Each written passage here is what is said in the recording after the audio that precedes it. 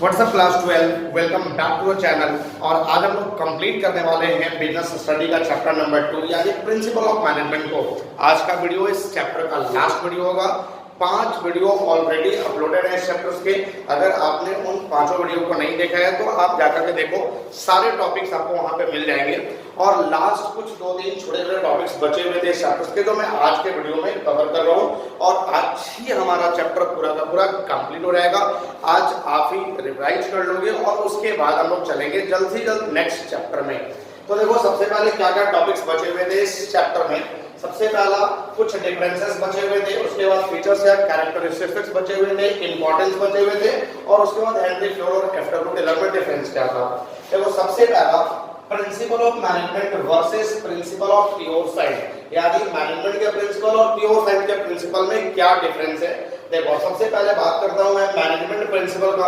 तो principles of management जो होता है वो एक जनरल गाइडलाइंस होता है जो आपको ये गाइडलाइन प्रोवाइड करता है कि आप ये करो तो ये होगा।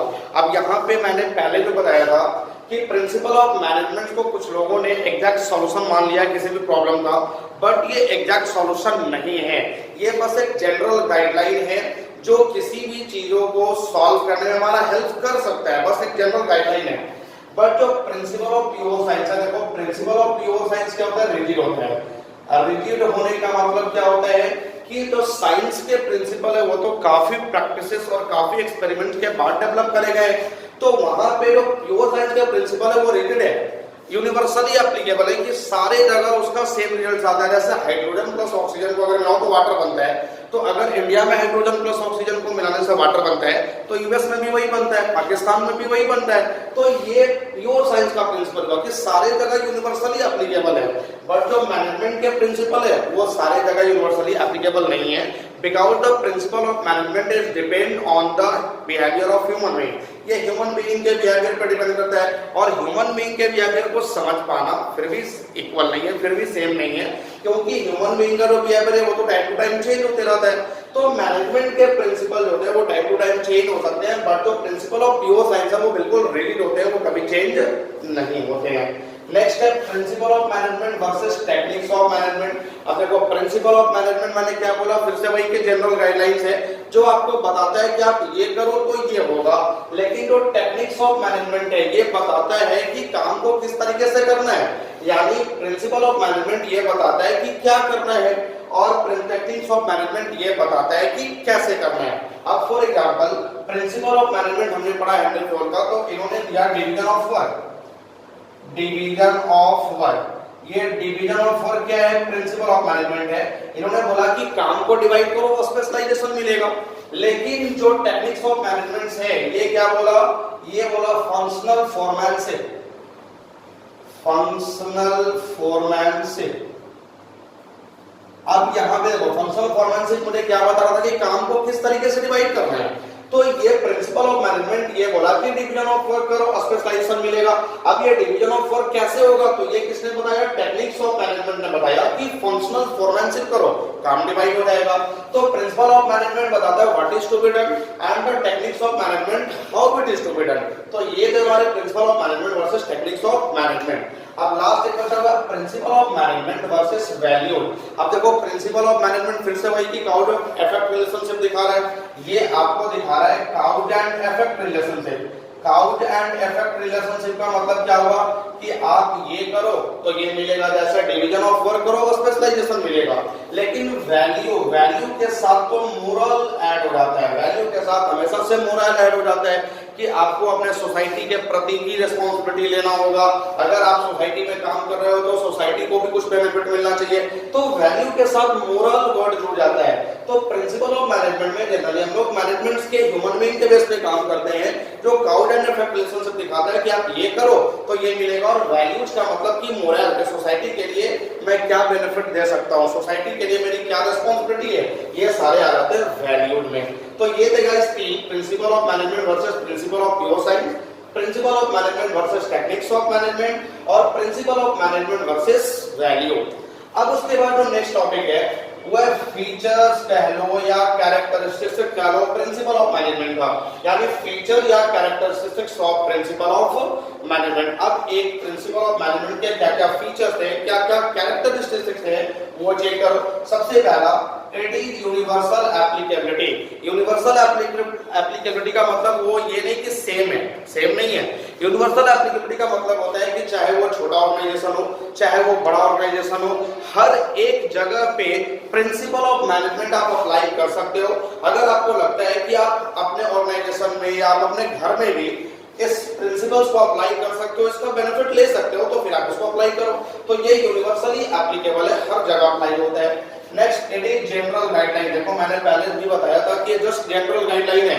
कुछ लोगों ने इसे असिस्ट कर लिया है कि ये किसी भी चीजों का एग्जैक्ट सॉल्यूशन है। These are the solution for problems. No, these are not the solution of problem. ये बस हमारा जनरल गाइडलाइन है जो मुझे ये बताता है कि आप ये करो तो ये मिलेगा। जैसे यहाँ पे मैंने बताया कि डिवीजन ऑफ वर्क करो तो स्पेशलाइजेशन मिलेगा। नेक्स्ट हमारा क्या है, it is formed by practices and experiment. अब देखो यहाँ पे जो प्रिंसिपल ऑफ मैनेजमेंट है, ये फॉर्म्ड कैसे करेंगे, काफी ज्यादा प्रैक्टिसेस, काफी ज्यादा एक्सपेरिमेंट्स करके, क्योंकि वो principal of management human being पे बेस्ड होता है और ह्यूमन बीइंग का नेचर जो होता है वो टाइम टू टाइम चेंज होते रहता है। तो ह्यूमन बीइंग के नेचर को समझ पाना इतना आसान नहीं है। तो जितना भी मैनेजमेंट के प्रिंसिपल डेवलप किए गए उसमें काफी प्रैक्टिसेस करा गया, काफी एक्सपेरिमेंट करा गया, तब जाकर के मैनेजमेंट के प्रिंसिपल डेवलप किए गए हैं। तो it is formed by practices and experimentation.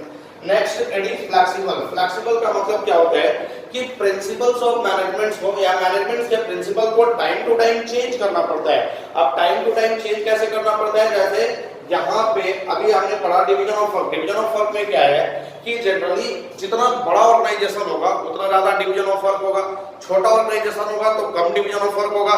Even एक इंडिविजुअल को तो डिवीजन करने की भी आवश्यकता नहीं है। तो ये जो होता है वो टाइम टू टाइम मैनेजमेंट के प्रिंसिपल को चेंज करना पड़ता है। तो it is flexible. Next, it is contingent. Contingent का मतलब क्या होता है, डिपेंडेंट ऑन सिचुएशन, यानी ये सीधा हमारे सिचुएशन पे डिपेंडेंट होता है। ये डिपेंडेंट होता है हमारे सिचुएशन पे। अब डिपेंडेंट ऑन सिचुएशन का मतलब क्या होता है कि ये सिचुएशन टू सिचुएशन डिपेंड करता है। जैसे अभी मैंने पढ़ा कि जनरली यहाँ पे कॉन्टिजेंट में मैं एग्जांपल ले लेता हूँ, remuneration to person. Remuneration to person मैंने प्रिंसिपल टेक्निक्स पढ़ा था या प्रिंसिपल पढ़ा था, तो वहां पे बोला गया था कि जस्ट और फेयर सैलरी देना है। तो जस्ट और फेयर सैलरी ये तो डिपेंड होगा हमारे सिचुएशन पे कि हमारे बिजनेस का सिचुएशन क्या है। अगर हमारे बिजनेस का सिचुएशन बिल्कुल नॉर्मल होगा तो उस केस में हम बिल्कुल फेयर और जस्ट सैलरी देंगे। तो फेयर सैलरी जो देना है ये डिपेंड करता है हमारे सिचुएशन पे। तो principal of management is just contingent. उसके बाद नेक्स्ट है हमारा, it is mainly behavioural. Mainly behavioural का मतलब कि ह्यूमन बीइंग के बिहेवियर पे बेस्ड होता है। अब ह्यूमन बीइंग का बिहेवियर जो होता है वो टाइम टू टाइम चेंज होते रहता है। तो ह्यूमन बीइंग का बिहेवियर पे बेस्ड जब प्रिंसिपल ऑफ मैनेजमेंट हम लोग करते हैं तो वो शो करता है काउज एंड इफेक्ट रिलेशनशिप। अब काउज एंड इफेक्ट रिलेशनशिप का मतलब क्या होगा, देखो काउज का मतलब डिवीजन ऑफ वर्क, कि काम को डिवाइड करो क्या मिलेगा, स्पेशलाइजेशन मिलेगा। तो काउज क्या शो करता है, डिवीजन ऑफ वर्क, और उससे क्या मिलेगा, वो इफेक्ट रिलेशनशिप यानी स्पेशलाइजेशन मिलेगा। तो जब भी principles of management mainly behaviour पे बेस्ड होगा तो वहां पे काउज एंड इफेक्ट रिलेशनशिप देखने को मिलता है। आई होप गाइस कि ये फीचर्स और characteristics of principle of management clear हुए। नेक्स्ट है हमारा importance of principle of management. अब देखो importance of principle of management, किसी को आप इंपॉर्टेंस बोल लो या इसी को आप नीड बोल लो या इसी को आप role of principle of management बोलो, कुछ भी हो सकता है ना, सब में सेम आंसर आएगा। इंपॉर्टेंस में, नीड में, रोल में, यानी हमारे ऑर्गेनाइजेशन में क्या इंपॉर्टेंस है, क्या रोल प्ले करता है प्रिंसिपल ऑफ मैनेजमेंट। सबसे पहला, it provides manager with useful insight into reality, यानी मैनेजर को एक यूजफुल इनसाइट प्रोवाइड करता है। यूजफुल इनसाइट का मतलब होता है यूजफुल इंफॉर्मेशन प्रोवाइड करता है कि फ्यूचर में क्या हो सकता है। आप अभी से सारा अरेंजमेंट उसके लिए कर लो। तो यहाँ पे मैनेजर्स, अगर मैनेजर्स को ये यूजफुल इंफॉर्मेशन प्रोवाइड करेगा तो कहीं ना कहीं ये मैनेजर्स को हेल्प करेगा इन डिसीजन मेकिंग। फ्यूचर में जो भी डिसीजन मेकिंग करना होगा मैनेजर्स को उसमें कहीं ना कहीं हेल्प करेगा प्रिंसिपल ऑफ मैनेजमेंट। तो it provide manager with useful insight into reality. Next it helps in optimum utilisation of resources. अब देखो अगर आप प्रिंसिपल ऑफ मैनेजमेंट को फॉलो करते हो तो आपके जितने भी रिसोर्सेज हैं वो प्रॉपर्ली यूटिलाइज होंगे, वो वेस्ट नहीं होंगे, एक अच्छे तरीके से आप उसको यूटिलाइज कर सकते हो और मैक्सिमम ऑप्टिमम यूटिलाइजेशन किया जा सकता है किसी भी ऑर्गेनाइजेशन में रिसोर्सेज का। तो it helps in optimum utilisation of resources. Next it helps in scientific decision. अब देखो यहाँ पे ये प्रिंसिपल ऑफ मैनेजमेंट बताया था, हेनरी फ्योल ने भी बताया था और एफ.डब्ल्यू. टेलर ने भी बताया था कि किसी भी काम को करने का, हमने कल मेथड ऑफ स्टडी पढ़ाया था और वहां पे बताया गया था कि किसी भी काम को करने का एक बेस्ट मेथड होता है। तो वो बेस्ट मेथड डिसीजन कैसे लिया जाएगा, बेस्ट मेथड कैसे डिसाइड किया जाएगा, by the help of scientific decision. तो अगर प्रिंसिपल ऑफ मैनेजमेंट आप फॉलो कर रहे हो तो कोई भी बेस्ट मेथड डिसाइड करने में ये प्रिंसिपल ऑफ मैनेजमेंट आपका हेल्प करेगा और आप साइंटिफिक डिसीजन वहां से ले पाओगे ताकि उस बेस्ट मेथड को यूज करते हुए हम कोई भी काम प्रॉपर्ली परफॉर्म कर सके। तो it helps in scientific decision. Next it helps in meeting changing environment requirement. अब देखो हमारा जो बिजनेस है उसमें जो प्रिंसिपल्स है वो टाइम टू टाइम चेंज होते रहते हैं, इवन हमारा जो एनवायरनमेंट है वो भी टाइम टू टाइम चेंज होते रहता है। तो कहीं ना कहीं अगर हमारा एनवायरनमेंट चेंज हुआ तो बिजनेस भी चेंज होगा, बिजनेस चेंज होगा तो उसके अकॉर्डिंग उसका मैनेजमेंट भी चेंज करना पड़ेगा, उसका प्रिंसिपल भी चेंज करना पड़ेगा।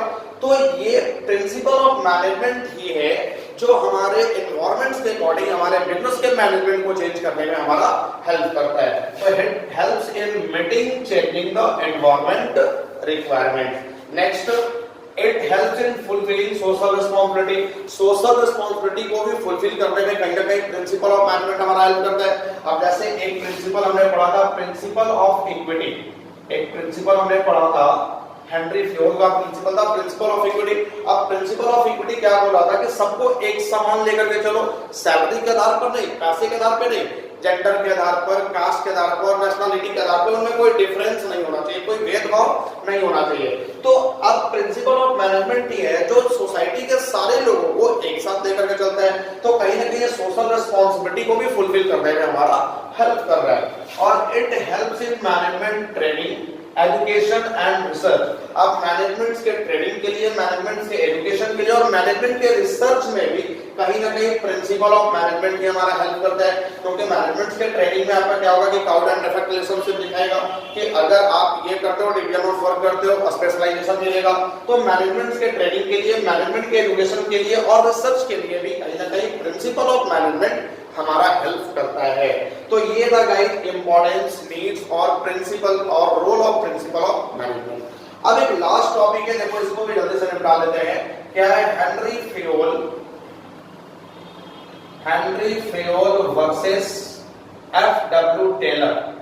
Henry Fayol versus F W. Taylor, यानी हेनरी फ्योल और एफ.डब्ल्यू. टेलर में क्या डिफरेंस है। देखो दोनों में क्या डिफरेंस है मैंने यहाँ पे लिखा है। सबसे पहले अगर फोकस के बेसिस पे बात किया जाए तो जो हेनरी फ्योल का फोकस था वो तो सिर्फ टॉप लेवल पे था, ये टॉप लेवल पे ज्यादा फोकस करते थे। लेकिन जो एफ.डब्ल्यू. टेलर का फोकस था वो shop floor level of factory पे, फैक्ट्री के ऊपर, वर्कर के ऊपर इनका फोकस था। नेक्स्ट है यूनिटी ऑफ कमांड। यहाँ पे यस यूनिटी ऑफ कमांड था क्योंकि यहाँ पे ऑर्डर सिर्फ एक बॉस से ही मिल रहा था। एक बॉस पे ये बिलीव करते थे कि ऑर्डर एक बॉस देंगे, अगर एक से ज्यादा बॉसेस है तो ऑर्डर सारे लोग नहीं देंगे।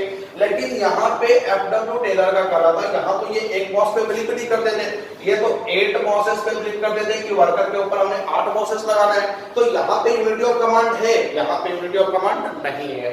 Next focus. अब इनका जो फोकस था हेनरी फ्योल का, ये ओवरऑल एडमिनिस्ट्रेशन पे होता था। ओवरऑल एडमिनिस्ट्रेशन का मतलब टॉप लेवल, एडमिनिस्ट्रेशन लेवल पे। लेकिन इनका जो फोकस था वो प्रोडक्टिविटी पे, प्रोडक्टिविटी का मतलब वर्कर के ऊपर, फैक्ट्री के ऊपर इनका फोकस था।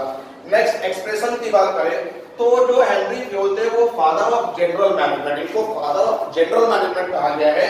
But F W. टेलर को फादर ऑफ साइंटिफिक मैनेजमेंट, यानी एफ.डब्ल्यू. टेलर को साइंटिफिक मैनेजमेंट का फादर कहा गया है। नेक्स्ट एप्लीकेबिलिटी की बात करें तो जो हेनरी फ्योल के प्रिंसिपल है वो यूनिवर्सली एप्लीकेबल है। यूनिवर्सली एप्लीकेबल का मतलब हर जगह इसको एप्लीकेबल किया जा सकता है। लेकिन जो एफ.डब्ल्यू. टेलर के प्रिंसिपल है वो specially applied in specialised situation, ये तो केवल स्पेशलाइज्ड सिचुएशन में ही अप्लाइड होते हैं। उसके बाद पर्सनालिटी की बात करें तो Henry Fayol is a practitioner, ये एक प्रैक्टिशनर थे। But F W. Taylor is scientist, ये एक साइंटिस्ट है। तो ये था गाइस लास्ट टॉपिक इस चैप्टर का, और ओवरऑल हमने सारा टॉपिक क्लियर कर लिया। अगर एक दो कोई छोटा मोटा टॉपिक बच गया होगा, आपके बुक में होगा, तो आप मुझे कमेंट सेक्शन में बता देना, मैं उसको भी पूरा करवा दूंगा। बट मेरे हिसाब से ये चैप्टर्स के सारे टॉपिक्स क्लियर हो गए, अब इसमें कोई टॉपिक नहीं बचा हुआ है, यानी that's the chapters is completely over. अब हम लोगों को जाना है नेक्स्ट चैप्टर में, यानी चैप्टर नंबर 3 बिजनेस एनवायरनमेंट। तो आई होप कि आप सारे लोग इसका नोट्स बना रहे होंगे, अच्छे से चैप्टर को पढ़ रहे होंगे। अब इस चैप्टर का रिवाइज करने का भी टाइम आ गया, तो आप फिर से एक बार सारे वीडियो को वॉच करो और स्टार्टिंग से लेकर के अभी तक सारे टॉपिक को रिवाइज कर लो। और किसी भी तरह का कोई डाउट आता है आप कमेंट सेक्शन में आ जाओ, वहां पे मैसेज करो, आपको इमीडिएटली रिप्लाई मिल जाएगा। Thank you.